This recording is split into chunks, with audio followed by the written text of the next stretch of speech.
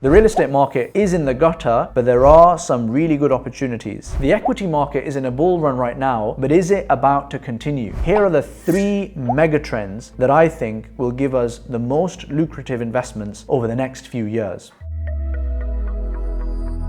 In 2023, when we made this video, there was a lot of conviction amongst the experts in the world about where the investment landscape was headed. Now in 2024, basically the upshot, having read some of these reports, is no one really knows what's going on. Because you see, this is a year where we have 2 elections, the UK election, the US election. We've got a world where you have the Ukraine-Russia war going on one side, and then you've got the conflagration in the Middle East taking place on the other side. And then you've got tensions between China and the USA as an overarching theme as well. On top of that, you've got supply chain disruptions through the actions of the Houthis, but also more generally as well, still recovering from the pandemic. And you have high inflation and high interest rates as well. So basically, there are so many variables up in the air. It's very difficult to opine exactly what's going to happen, but I'm going to give it my best shot, and we're going to talk you through in this video all of the key asset classes, and at the end give you some guidance on how we at Curate Capital, which is our investment arm, will be playing it this year.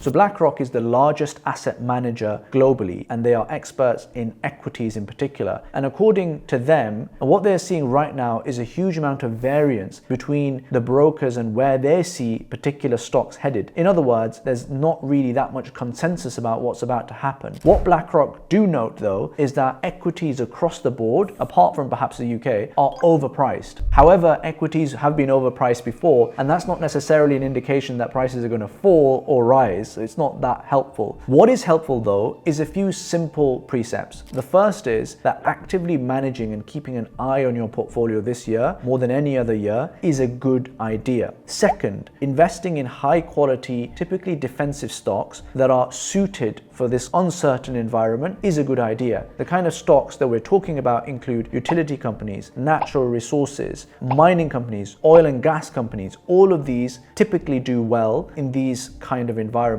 The other sector that has done particularly well in the equity space is the technology sector, particularly given the big boost that it has been by artificial intelligence and the wave of technology innovation that's coming with that. So those are the kind of areas that I would be interested in when it comes to public equities.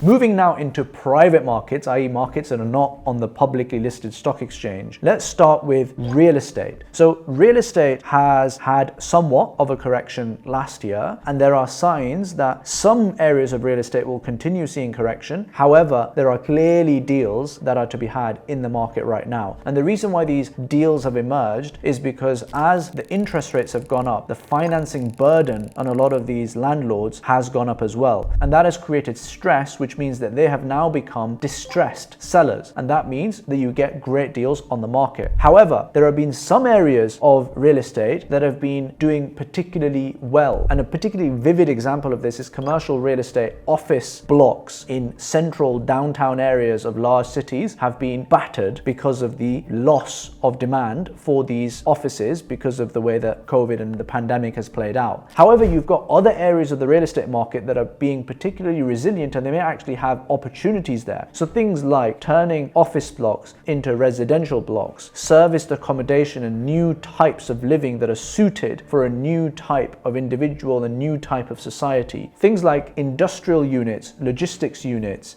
data warehouses, all of these have continued to be very resilient and do quite well. Life sciences facilities in both the USA and Europe in particular are also a big growth opportunity. So all in all, we are going to be dealing with a turbulent and slightly choppy real estate market. But if we are investing in the right things, if we are cash buyers and we're buying at the right prices, we're not overpaying, then we'll typically end up doing quite well as the real estate market starts growing after this year.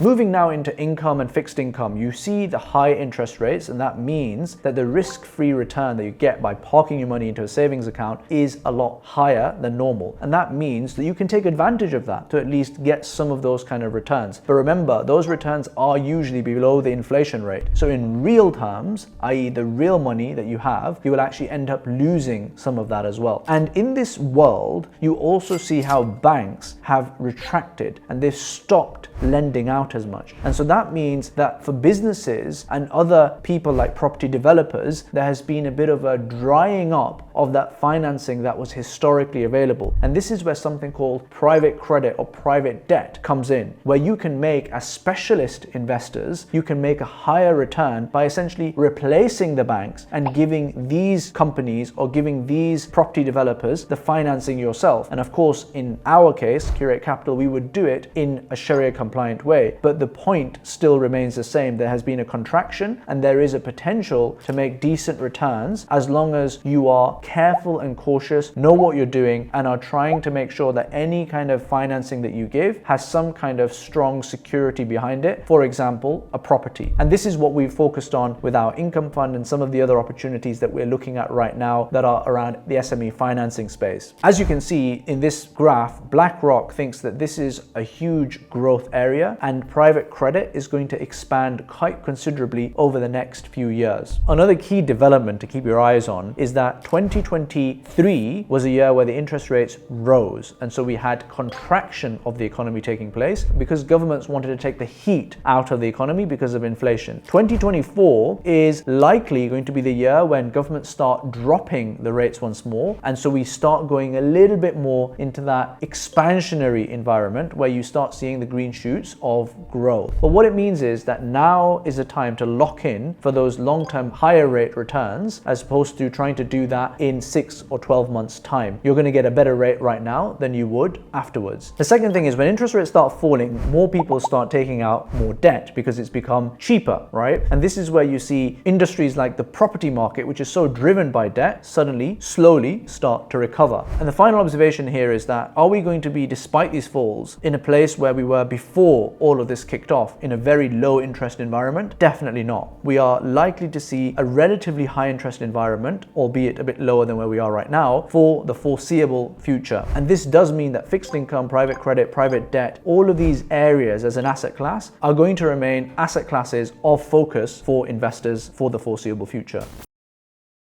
Moving now over to private equity, and this is investing in everyday businesses, i.e. not just high growth technology companies, but everyday businesses like a post office or a retail store, restaurants, healthcare sector. These are private equity investments. Now, private equity has historically been reliant on lots of cheap financing, lots of cheap debt. Of course, debt is no longer cheap, and so the private equity model has come under a lot of stress. However, the private equity model remains resilient and has historically done quite well in these times of turbulence where you need fast-moving players who have a bit of money to be able to buy up things and have a bit of a vision, which is exactly what private equity funds are. And so in private equity, the people who are doing well will be those who are not necessarily reliant on as much debt, so they will just do straight up investments, musharaka equity investments. They will be investing in defensive sectors such as high-performing technology sectors and also the healthcare sector, and they will be looking to buy assets that are distressed because of the wider financial circumstance as well, because it's a really good time to be buying assets in certain industries and then riding the wave as that industry grows. And this is exactly what we're doing with the Curate private equity strategy right now. We're focused on an equity heavy play into the healthcare industry, particularly pharmacy, and we're focused on taking advantage of this defensive sector as it has bottomed out or is bottoming out, and then as it grows, we can benefit from that.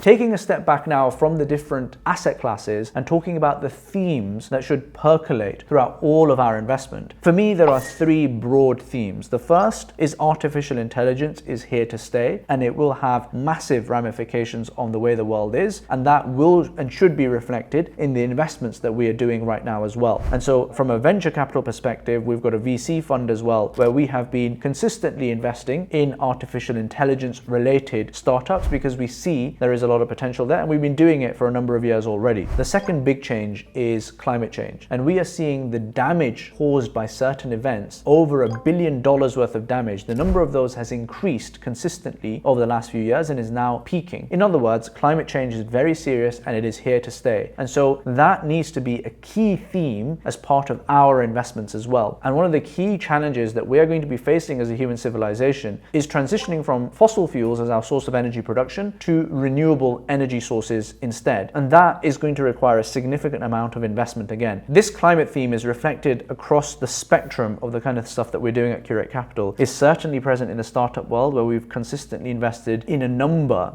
probably about a dozen investments that are related to climate change, whether it's thinking about a carbon credit marketplace, or thinking about the infrastructure around heat pump installation, or thinking around battery charging stations for cars, or fleet management for battery charged cars. All of that is stuff that we have invested in. But we're also these days also thinking about how asset finance and private credit opportunities can be used as well. And what I mean by that is, for example, financing the transition of our petrol powered cars to battery powered cars, right? There's asset financing and car financing that is going to be bridging that gap. That's a theme that we're very interested in. The other area is moving our gas boilers that are in most of our homes to heat pumps, which is an inevitability that we need to do, because that is the thing that is going to allow us to actually meet our net zero goals. And right now, this is vastly undersupplied, and a big reason for that is the financing that is available or not available, right? And so that's somewhere that we are interested in. And there are a number of other themes like this where we think that there is a room for investors who are savvy and fast moving and climate and impact focused that can also make some money, part of that mega trend. Now, the final mega trend, and this is still continuing, is the change in demographics. You've got millennials starting to come into employment and earning, and they are living and behaving in a very different way to how their parents lived and behaved at the same time. And then you've got the baby boomer generation retiring now, and there is more and more of them. And so our population as a whole is aging. And so from this, there emerges a whole range of themes, like, for example, care homes, elderly care. The NHS and healthcare sector as a whole will be increasing at a faster rate as more and more elderly people need the care from the healthcare sector. On the other side, with the millennials, you're seeing new and innovative forms of mixed living kind of emerging as well. So, for example, serviced accommodations, an accommodation where you've got other kind of amenities and facilities built into areas of the city that are a lot more central perhaps than before. You would see a lot more people living in the suburbs. And then on top of that, you've got the Amazon deliveries that these millennial wants as well. So you need that warehouse and logistics infrastructure that otherwise would not have been needed 20 or 30 years ago. As you can see, following these big trends can throw up some very, very interesting investment strategies. So folks, I hope that was interesting. I hope that was useful. I'd love to hear your thoughts. What have I missed about what's coming up in the investment world in 2024? And what are you going to be investing in that you are feeling really bullish about? Let us know in the comments below. Until next time, Assalamu alaikum.